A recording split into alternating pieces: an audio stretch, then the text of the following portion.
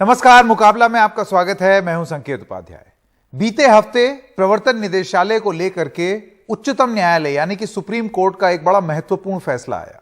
दरअसल कुछ याचिकाकर्ता सुप्रीम कोर्ट गए और उन्होंने कहा कि ईडी यानी कि एनफोर्समेंट डायरेक्टरेट के पास जो हक हैं, जो पावर्स हैं, जो शक्तियां हैं, वो भारत के कानून को जिस तरीके से होना चाहिए उससे कहीं ज्यादा शक्तियां हैं। इसका राजनीतिक दुरुपयोग हो सकता है या हो रहा है। इस याचिका को सुप्रीम कोर्ट ने सुना और एक महत्वपूर्ण आदेश prevention of money laundering act के तहत जो सुप्रीम कोर्ट ने दिया वो ये किया कि प्रवर्तन निदेशालय के पास जो शक्तियां हैं वो बरकरार रहेंगी। उनका यह कहना था कि ये शक्तियां इसलिए जरूरी हैं क्योंकि prevention of money laundering act बहुत ही महत्वपूर्ण एक एक्ट है और मनी लॉन्ड्रिंग जो है वो अपने आप में बहुत ही जघन्य अपराध है। इस वजह से ये शक्तियां बनी रहनी चाहिए। लेकिन इसको लेकर के अब कानूनी रूप से एक बात यह की जा रही है कि हमारे क्रिमिनल ज्यूरिस्प्रूडेंस में, यानी कि हम लोग अपनी न्यायिक व्यवस्था में एक जो चीज मान के बैठते हैं और वो ये है कि आप तब तक निर्दोष हैं जब तक दोषी साबित ना हो जाएं। एनफोर्समेंट डायरेक्टरेट के पीएमएलए कानून और एनफोर्समेंट डायरेक्टरेट की शक्तियों में अब एक प्रावधान ऐसा है जो कि एकदम उलट है कि आप तब तक दोषी रहेंगे जब तक आप निर्दोष साबित नहीं हो जाते। एकदम उल्टा। आप देख रहे हैं फर्क। निर्दोष जब तक दोषी साबित ना हो, लेकिन ईडी की परिभाषा में दोषी जब तक निर्दोष साबित ना हो। तो ये जो पलटी हुई परिभाषा है, क्या इसका राजनीतिक उपयोग किया जा सकता है और क्या यह खतरे की बात है? इसी पर आज हम अपनी बहस करेंगे और एक पॉलिटिकल और लीगल पॉइंट ऑफ व्यू से दोनों से जानने की कोशिश करेंगे। मैं स्वागत करना चाहता हूं केसी मित्तल, आप वरिष्ठ एडवोकेट हैं सुप्रीम कोर्ट ऑफ इंडिया के। देशरतन निगम जी, आप भी एडवोकेट हैं सुप्रीम कोर्ट में और एक राजनीतिक विश्लेषक। प्रमोद स्वामी नेता हैं भारतीय जनता पार्टी के और रंजीत रंजन, आप सांसद हैं राज्यसभा की कांग्रेस पार्टी से। आप सब लोगों का बहुत बहुत धन्यवाद। ये एक बहुत महत्वपूर्ण चर्चा है। इस शो के फॉर्मेट में शुरुआत में हम लोग 1 मिनट का समय देते हैं शुरुआती वक्तव्य के लिए।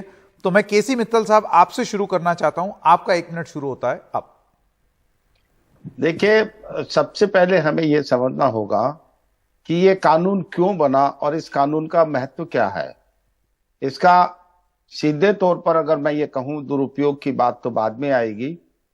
ये कानून यूनाइटेड नेशन कन्वेंशन के बिना पर बना है क्योंकि जो इलीगल ट्रैफिकिंग ड्रग्स की हो रही थी इंटरनेशनल अरीना में, सारे देशों के बीच में, तो उसको रोकने के लिए यूनाइटेड नेशन ने 1 दफा नहीं 3 दफा मीटिंग की। पेरिस में मीटिंग हुई, 7 देशों ने तय किया और ये तय किया कि जितने मेंबर कंट्रीज हैं वो सारे prevention of money laundering act बनाएंगे ताकि ये जो एनडीपीएस का हो या जितने भी ड्रग रैकेट्स हैं उनको चेक किया जा सके, उनका जो पैसा है उसको रोका जा सके, उनकी प्रॉपर्टीज को रोका जा सके।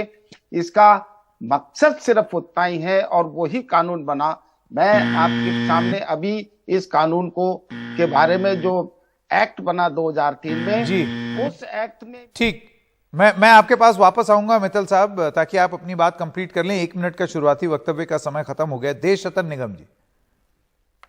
संकेत जी, जैसा मित्तल साहब ने बोला, ये यूनाइटेड नेशंस के तहत और बहुत देशों ने चर्चा करी। उन चर्चा से निष्कर्ष निकला कि इस तरह का जो काला धन है, जो टेंटेड मनी जिसको कहते हैं, उसका इस्तेमाल जो टेरर फंडिंग में देशों में हिंसा करने के लिए प्रयोग किया जाता है और बहुत सारे सरकारों का तख्ता पलटने के लिए, और जैसे आपने हमारे यहाँ एंटी-सीए प्रोटेस्ट देखा, उसमें भी इस तरह की फंडिंग, या फार्म लॉज में खालिस्तानी एक्सट्रीमिस्ट में भी इस तरह की फंडिंग की बात जो सामने आई, उस वक्त इसका गहन चर्चा हुई और उस विषय से कानून आया। और इस कानून में देखिए, हमारे यहाँ 2 तरह के कानून है। एक सामान्य आपराधिक जो न्याय व्यवस्था कानून है, उसमें आप निर्दोष हैं जब तक आप दोषी साबित नहीं हो जाते। दूसरा इस तरह के स्पेशल कानून है जिसमें आपको दोषी माना जाता है जब तक आप निर्दोष साबित नहीं हो जाते।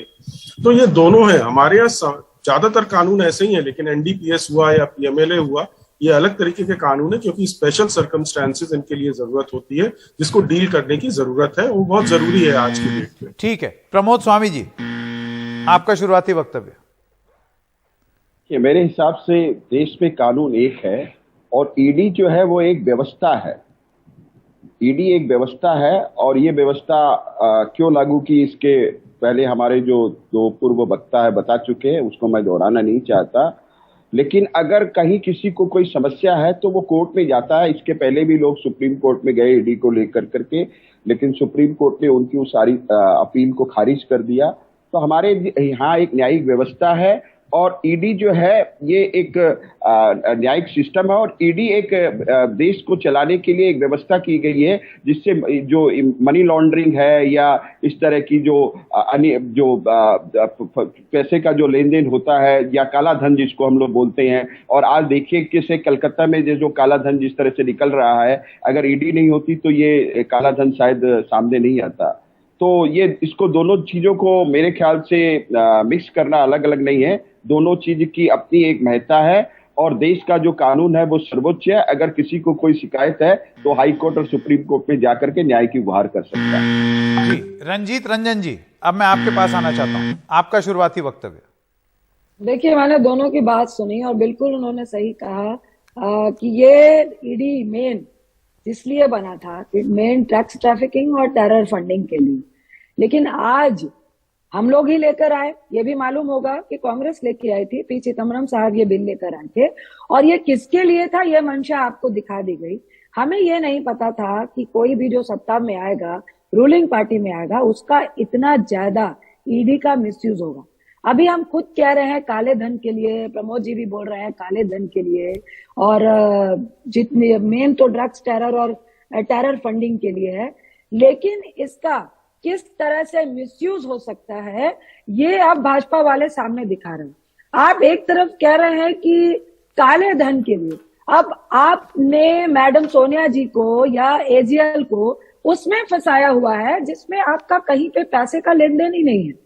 आप एक भी ऐसा ईडी का केस बता दे जो गवर्नमेंट आज रूल कर रही है कि क्या आपने ड्रग्स फंडिंग पे, टेरर फंडिंग पे, जो पोर्ट ब्लेयर गुजरात में जो इतना ड्रग्स पकड़ाया, क्या उस पे किसी पे आपने ईडी का केस किया है क्या? बिल्कुल, ये एक महत्वपूर्ण मुद्दा है और कानून जरूरी है, ये सब लोग मानते हैं, लेकिन कानून का दुरुपयोग कैसे रोका जाए और क्या राजनीतिक दुरुपयोग हो रहा है, ये एक बहस है, और अगर हो रहा है तो उसको कैसे रोका जाए। मुकाबला जारी रहेगा, चर्चा जारी रखेंगे, एक महत्वपूर्ण मुद्दा है। एक छोटे से ब्रेक के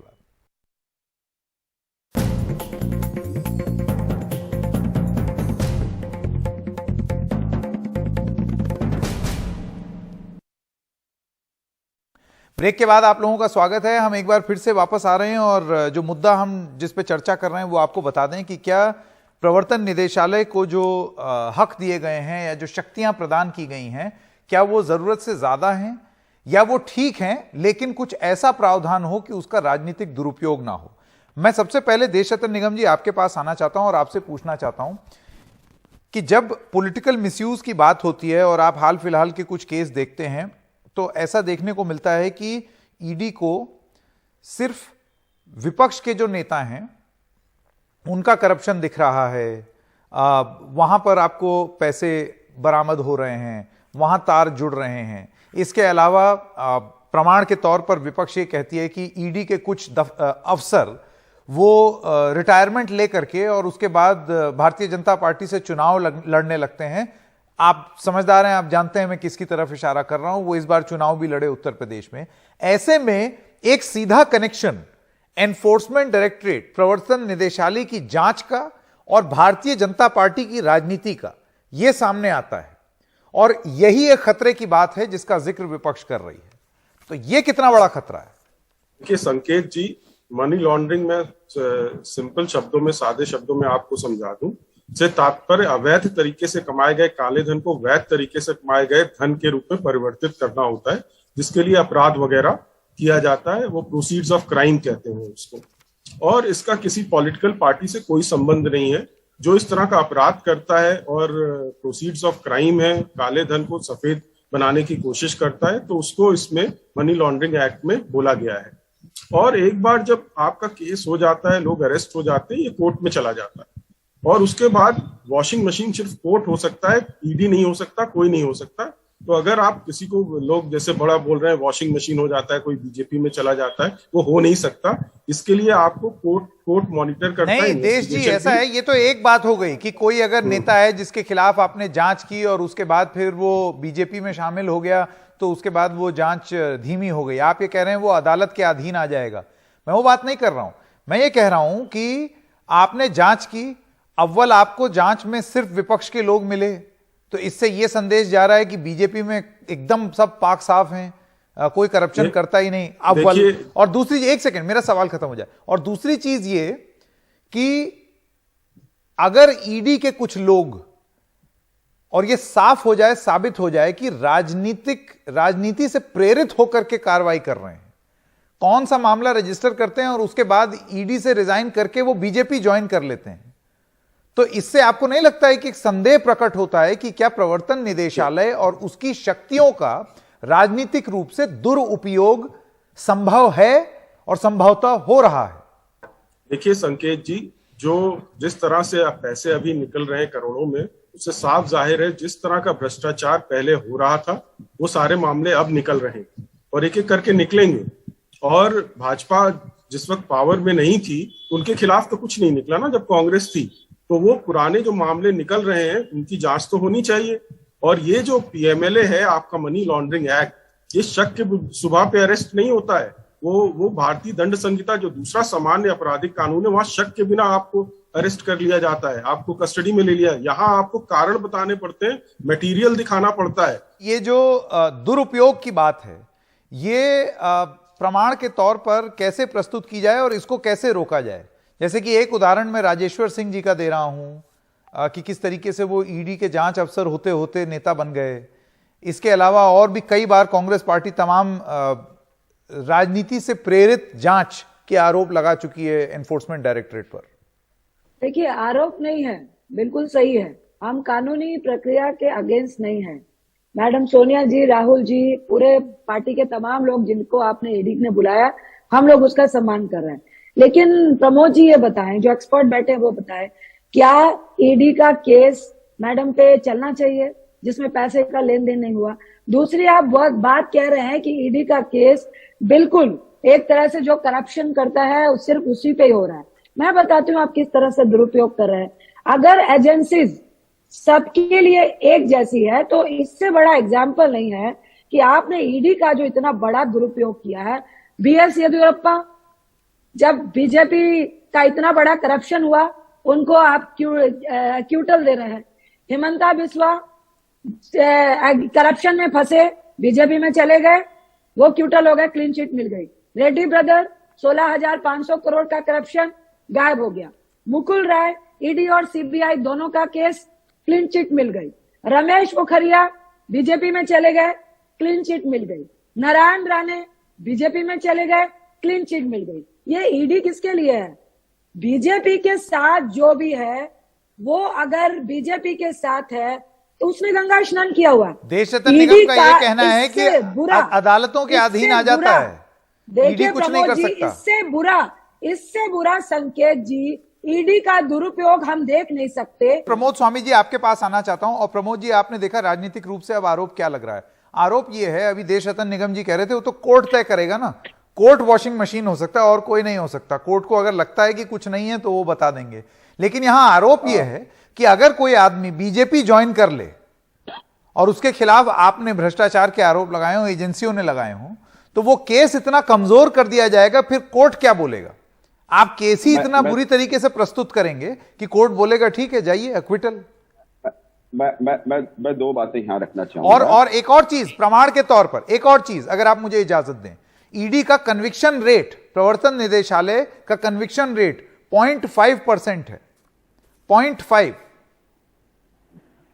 अच्छा, मैं अभी जो हमारी बहन बोल रही थी कि सोनिया जी को ईडी में क्यों बुलाया जा रहा है या राहुल जी को क्यों बुलाया जा रहा है, मोदी जी से भी एक समय 10-12 घंटे पूछताछ हुई थी और वो गए, शांति से उन्होंने जो जवाब दिए और कानून ने अपना काम किया। यहाँ सवाल ये हो रहा है कि 1937 में 5,000 स्वतंत्रता सेनानियों ने एजेएल की स्थापना की थी और 2010 में यंग इंडिया ने एजेएल को टेक ओवर कर दिया। और जब 2010 में यंग इंडिया ने एजेएल को टेक ओवर किया तब यंग इंडिया की जो पूंजी थी वो मात्र 5 लाख रुपए थी।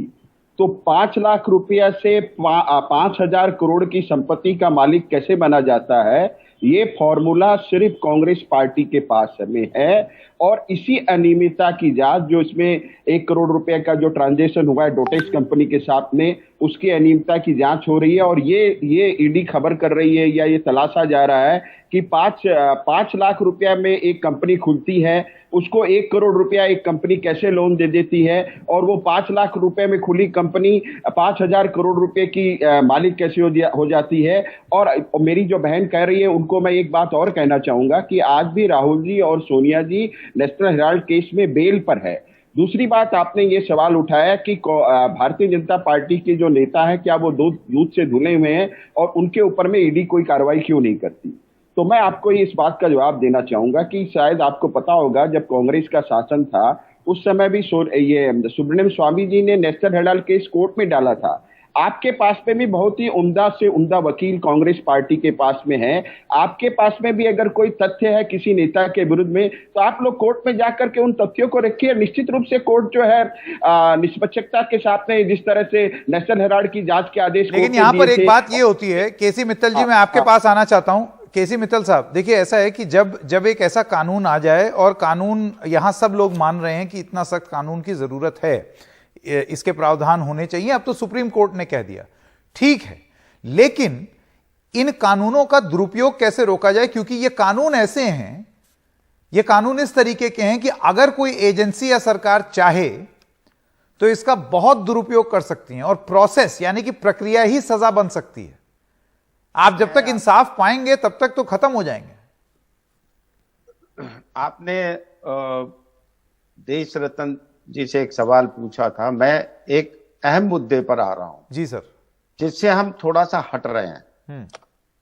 अगर करप्शन है तो आप प्रिवेंशन ऑफ करप्शन एक्ट में जाइए, अगर ब्लैक मनी है, इनकम टैक्स की चोरी है, तो इनकम टैक्स एक्ट में जाइए। पीएमएलए तो लागू ही नहीं होता है। पीएमएलए बना किसके लिए है? ये इंटरनेशनल ड्रग पेडलर्स के लिए है। ये बेसिक बात क्यों नहीं कोई समझने की कोशिश करता? प्रदेश पीएमएलए को ज्यूरिसडिक्शन ही नहीं है। पीएमएलए को सिर्फ ज्यूरिसडिक्शन मिलेगी अगर इंटरनेशनल ड्रग पेडलर कोई है तो, वरना नहीं। क्या मतलब आप तमाशा? मैं अगर आप इजाजत दें तो बिल्कुल बिल्कुल बिल्कुल, ये आपने बड़ी रोचक कर दी बहस। आप अपनी बात खत्म करें, फिर मैं देश जी के पास जाऊंगा। मैं आपको बताता हूं, देखिए ऑब्जेक्ट और रीजंस में है। United Nations Convention against Illegal Traffic of Narcotic Drugs and Psychotropic Substance to which India is a party called for prevention of laundering proceeds of drug crimes and other connected activities, confiscation of proceedings। यहां कौन drug crime आ रहा है जी? दूसरा सुनिए, 89 में banks को outlines दी गई हैं यूनाइटेड नेशन के माध्यम से। फाइनेंस एक्शन टास्क फोर्स बनाया 7 देशों ने। कौन है? 1 मिनट मुझे इजाजत देंगे आप? और ये कब हुआ? Financial Action Task Force established at the summit of 7 major industrial nations held in Paris on 14th and 16th of July 1989। ये क्या कर रहे हैं आप? ये एमएलए है ही नहीं कामों के लिए। देश रत्न निगम, आपका जवाब। तो आपको लगता है कि कानूनी प्रावधान का दुरुपयोग? देखिए मैं जवाब दे दूं। हाँ। ये जो कानून बना तो यूनाइटेड नेशंस की तरफ से, एफएटीएफ जैसा मित्तल साहब ने बोला, वो भी बात सही है, जिसमें पाकिस्तान को ग्रे लिस्ट में रखा गया। शायद वहां पर उसको ब्लैक लिस्ट में भी कर सकते हैं एफएटीएफ। सॉरी, और मैं यहाँ कोई पाकिस्तान और उसका सवाल नहीं है। अरे आज पूरी बात सुन लीजिए, पूरी बात सुन don't divert the main issue. अधीर ना होइए इतने ज्यादा, पूरी बात सुन ले तो अच्छे से जवाब दे पाएंगे। अगर सुन लेंगे तो, पूरी बात सुन लेंगे तो। देखिए इसमें पीएमएलए हमारी संसद ने जब बनाया तो उसका स्कोप एक्सपैंड किया, और अपराधों की श्रेणी में उन्होंने इंडियन पीनल कोड के उसको भी ले आए, प्रिवेंशन ऑफ करप्शन एक्ट को भी उसको इसमें ले आए हैं, narcotics drugs and Psychotropic substance में भी ले आए हैं जो शेड्यूल ए में दिया हुआ है, और एंटिकिटीज एंड आर्ट्स ट्रेजर एक्ट को भी ले आए हैं, ट्रेडमार्क्स एक्ट को भी ले आए हैं, वाइल्ड लाइफ प्रोटेक्शन एक्ट को ले आए हैं, कॉपीराइट एक्ट को ले आए, इंफॉर्मेशन टेक्नोलॉजी एक्ट को ले आए हैं। दूसरा, उसमें 1 करोड़ से अगर ज्यादा होता है तो उसको उन्होंने शेड्यूल ए में रखा है, जहां 10 साल की सजा कर दी है, और ट्रांस बॉर्डर क्राइम्स को भी इन्होंने इसमें शामिल कर लिया है। तो संसद यूनाइटेड नेशन से बंधी नहीं हुई है, वो स्कोप बढ़ाया है हमारी संसद ने इसको, और उसको सुप्रीम कोर्ट ने इसकी कॉन्स्टिट्यूशनल वैलिडिटी, संवैधानिक वैधता इसकी मानी है, जो अभी जजमेंट आया है। मेरी आप लोगों से एक और गुजारिश है, क्योंकि ये टेक्निकल मसला है जनता को, ताकि आसानी से समझ में आए, तो अगर मित्तल साहब आप थोड़ा सा सिंप्लीफाई करके सरल तरीके से बता। मैं बताता हूं। देश निगम साहब ने एक बात कही, 2019 में इन्होंने शेड्यूल में अमेंडमेंट करा, 2019 में, पहले नहीं, ठीक है। उसका मकसद क्या है? उसका मतलब ये नहीं है कि पीएमएलए की जुरिडिक्शन बढ़ गई। पीएमएलए बेसिकली आज भी वही कानून है जहां ड्रग पेडलर को आपने डील करना है। जो रूटीन क्राइम है जो इस देश में होता है, चाहे प्रिवेंशन ऑफ करप्शन एक्ट में हो, चाहे इनकम टैक्स एक्ट में हो, वो वही डील करेंगे। पीएमएलए को उसकी कोई जुरिस्डिक्शन नहीं है। अगर आपने ऑफेंसेज उसमें बढ़ा भी दिए हैं तो वो for purposes of drug peddler हैं। आप कानून को कैसे बढ़ा देंगे? पीएमएलए पे जब, लेकिन मित्तल साहब आपको नहीं लगता, एक सेकंड मित्तल साहब, दो चीजें देश जी रुकिए, ये बहुत जरूरी मसला है, और मैं यहां पर मैं एक सवाल मित्तल साहब से और पूछना चाहता हूं और उसके बाद अपने पॉलिटिकल गेस्ट के पास जाऊंगा। मित्तल साहब, सुप्रीम कोर्ट ने कह दिया है कि इस कानून और जो शक्तियां हैं ईडी की वो बरकरार रहेंगी, तो इस पर तो अब कोई डिस्प्यूट है नहीं। लेकिन अगर उसका दुरुपयोग होता है या गलत जगह प्रयोग होता है, जैसे कि अगर कोई भ्रष्टाचार का मसला है और वहां आप पीएमएलए यानी कि प्रिवेंशन ऑफ मनी लॉन्ड्रिंग का कानून का इस्तेमाल कर रहे हैं और शक्तियों का इस्तेमाल कर रहे हैं, इसकी जांच तो हो सकती है ना। मैं आपको ये तो आप अदालतों में जाकर के सवाल उठा सकते हैं। मैं आपको इसकी नहीं शक्ति आप रखे रहिए, लेकिन उस शक्ति का गलत उपयोग अगर हो तो आप सवाल उठा सकते हैं कि मैं आपको इसका जवाब मैं देना चाहूंगा। एक सेकंड, जो सुप्रीम कोर्ट का जजमेंट है, सुप्रीम कोर्ट के जजमेंट में यह मुद्दा नहीं था कि पीएमएलए कहां लागू होगा या कहां लागू नहीं होगा। सुप्रीम कोर्ट ने यह डिसाइड नहीं किया है। पीएमएलए की जुरिस्डिक्शन क्या है ये सुप्रीम कोर्ट ने डिसाइड नहीं किया है। और सुप्रीम कोर्ट ने कहा कि ये सख्त कानून क्यों है? सख्त कानून क्योंकि आपको ड्रग पेडलर्स को डील करना है, आप हिंदुस्तान की जनता को थोड़ा डील कर रहे हो। देशरतन जी, आपके पास आऊंगा वापस, आप अपनी बात कह लीजिएगा। रंजीत रंजन और प्रमोद स्वामी, रंजीत रंजन, क्योंकि देखिए यहां राजनीति आती है। रंजीत रंजन, अभी केसी मित्तल का जो कहना है कि एनफोर्समेंट डायरेक्टरेट यानी कि प्रवर्तन निदेशालय के पास ये शक्तियां हैं, सुप्रीम कोर्ट ने मोहर भी लगा दी कि आपको ये शक्तियों की जरूरत है जिस किस्म की समस्या से आप निपट रहे हैं। लेकिन अगर उन शक्तियों का दुरुपयोग हो, जहां पर प्रावधान नहीं बनते हैं आप वहां पर भी बना दें, इससे न्याय कैसे मिले? देखिए, मैं मित्तल जी की बात से बिल्कुल अग्री करती हूँ। बिल्कुल सुप्रीम कोर्ट में जो पीआई गई तो वो उनको ये नहीं मालूम है कि उसको क्या मिसयूज हो रहा है, वो उसके मापदंड पे बात नहीं करेंगे। ईडी अगर टेरर फंडिंग के लिए और टेरर फंडिंग और ड्रग्स के लिए बनी है तो बिल्कुल उसके कानून बिल्कुल सही है। कांग्रेस की नीयत में कोई खोट नहीं था जब उन्होंने ये कानून को लागू किया। लेकिन ये तो वही बात हुई ना कि आपको एक तरफ जिस तरह इन्होंने नोटबंदी की थी, आप कह रहे थे आप एनपीए का पैसा निकालेंगे। अभी रिसेंटली 6 लाख करोड़ का एक और सबसे बड़ा घोटाला बैंक का हो गया। आप तो नोटबंदी भी कर रहे थे कि काला धन निकालेंगे, पर किया क्या? आपने आम आदमी का जमा हुआ पूंजी निकाल दिया, लेकिन एनपीए घोटाला वहीं का वहीं रह गया। इससे बड़ा मिसयूज क्या होगा? ये सिर्फ ईडी की बात नहीं है, ये तो हर एजेंसीज को, चाहे सीबीआई हो, आईटी हो, ईडी हो, ये तो हर चीज का सिर्फ और सिर्फ दुरुपयोग कर रहे हैं सत्ता पाने के लिए और विपक्ष को डराने के लिए। प्रमोद स्वामी, 2-3 चीजें। एक तो जब टेरर फंडिंग का कोई मामला होता है या ड्रग्स का कोई मामला होता है वहां तो ईडी नहीं जाती, लेकिन अगर कोई राजनीतिक प्रतिद्वंदी हो वहां पर चली जाती है। अभी केसी मित्तल साहब का यह कहना है कि यह कानून जिस चीज के लिए बना था उसके लिए उपयोग नहीं हो रहा है। यह कानून बना था ड्रग ट्रैफिकिंग रोकने के लिए, यह कानून बना था टेरर फंडिंग के लिए। क्या नेशनल हेराल्ड मामले में ड्रग ट्रैफिकिंग हो रही है या टेरर फंडिंग हो रही है या पार्थो चैटर्जी? ये तो अगर केस बनता भी है तो केसी मित्तल साहब कहते हैं ये करप्शन का मामला है, तो प्रिवेंशन ऑफ करप्शन एक्ट क्यों ना इस्तेमाल किया जाए? क्या ऐसा तो नहीं है कि सरकार जानबूझ के इस किस्म के प्रावधान का प्रयोग कर रही है जिसमें उसको सहूलियत मिले और अगले के पास कोई मौका ही ना लगे? हाँ, मैं 2-3 बात यहां जोड़ना चाहूंगा कि मित्तल साहब ने बड़ी खूबसूरती के साथ बताया कि ये कानून कैसे आया और इस कानून को कांग्रेस पार्टी के समय ये कानून लागू हुआ। अब सवाल ये उठता है कि क्या देश की संसद को अपने कानून में या अपनी सरकार चलाने के लिए जो व्यवस्था होती है, उस व्यवस्था में क्या देश की संसद को अपने अनुसार व्यवस्था चलाने का अधिकार देश की संसद को है या नहीं है?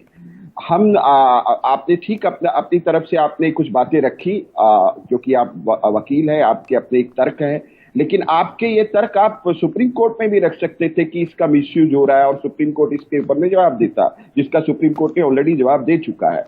अब बार बार कांग्रेस पार्टी के जो लोग हैं उनके पास में कुछ और सवाल इस विषय में करने को है नहीं, वो ले देकर करके वापस फिर एजेएल के ऊपर में ही आते हैं।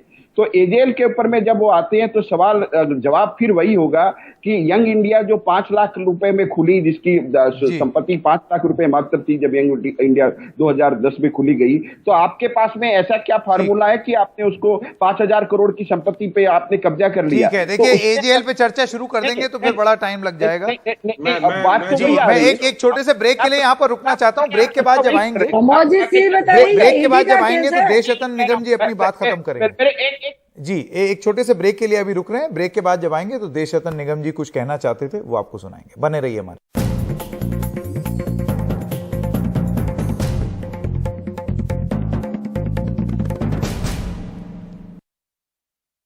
ब्रेक के बाद आपका फिर से स्वागत है। जी देश जी, आप जवाब देना चाहते थे। ये जी पहले मैं बता दूं, जो शेड्यूल ए अगर आप देखते हैं तो उसमें नारकोटिक ड्रग्स वगैरह की जो बात कर रहे हैं वो भी दिया हुआ है, प्रिवेंशन ऑफ करप्शन एक्ट भी दिया है, लेकिन मनी लॉन्ड्रिंग थोड़ा अलग है। वो अपराध करके जो आपने अपराध का पैसा कमाया है उसको फिर सफेद बनाने की प्रक्रिया है, उसको मनी लॉन्ड्रिंग कहते हैं। वो ये अलग अपराध है और ये अलग माना जाता है। जैसे सुप्रीम कोर्ट ने बोला इसका उन चीजों से लेना देना नहीं है। और दूसरा जो ड्रग्स की बात कर रहे हैं, जो निकल रहे हैं, वो ड्रग्स पकड़ी गई हैं। वहां अगर बेच के उस पैसे को सफेद किया जाता और वो सफेद किया हुआ पैसा पकड़ा जाता या प्रॉपर्टी उससे बनाई हुई पकड़ी जाती, तब ईडी आता है। तो सवाल तो यही हो रहा है ना कि यहाँ कौन सा ड्रग्स का पैसा सफेद किया गया है? यहाँ पे ये थोड़ा सा टेक्निकल इशू है, यहाँ इसलिए आपको पैसे का कंफ्यूज नहीं होना है। यहाँ एक मिनट पे रंजीत रंजन जी, यहाँ पे पैसे का लेन देन एक सेकंड जवाब दे दूं। तो ये जो आप कह रहे हो एनडीपीएस और ड्रग वगैरह, वो सब सेपरेट क्राइम है। उनसे कमाया हुआ पैसा अगर आपको मिलता है, बहुत सारे इसमें अपराध दिए हुए, उनसे अगर काला धन कमाया हुआ है, ब्लैक मनी कमाया हुआ है, ये ब्लैक मनी उस तरह का नहीं है जो इनकम टैक्स वाला है, ये है अपराध से कमाया हुआ काला धन, जिसको आप सफेद करते हैं, उस प्रक्रिया को मनी लॉन्ड्रिंग कहते हैं। वो एक अलग क्राइम है, इसीलिए सुप्रीम कोर्ट ने बोला ये अलग क्राइम है। एक बात देश निगम जी जो है हमारे साथी वकील हैं और बहुत अच्छा कानून समझते हैं, प्रिवेंशन ऑफ करप्शन एक्ट में जमानत होती है कि नहीं होती है? होती है। वो यहां इसमें कोर्ट में पहले इजाजत दे दी थी 2018 में, पर अमेंडमेंट करके जमानत मना किया गया। इसमें ईसीआईआर होती है, एफआईआर नहीं होती है। लेकिन ये सख्त नियम किसके लिए हैं? अगर मेरे को पीसी एक्ट में जमानत मिलती है, इनकम टैक्स एक्ट में जमानत मिलती है, तो ये कानून किसके लिए बने हैं?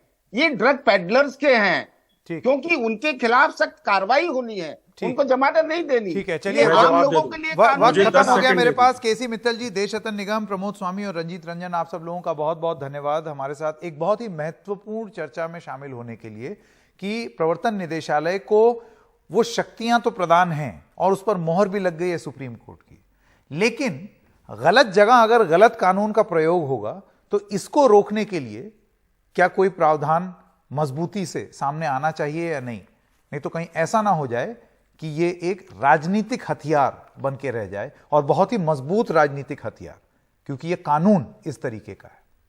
मुकाबला जारी रहेगा ब्रेक के बाद।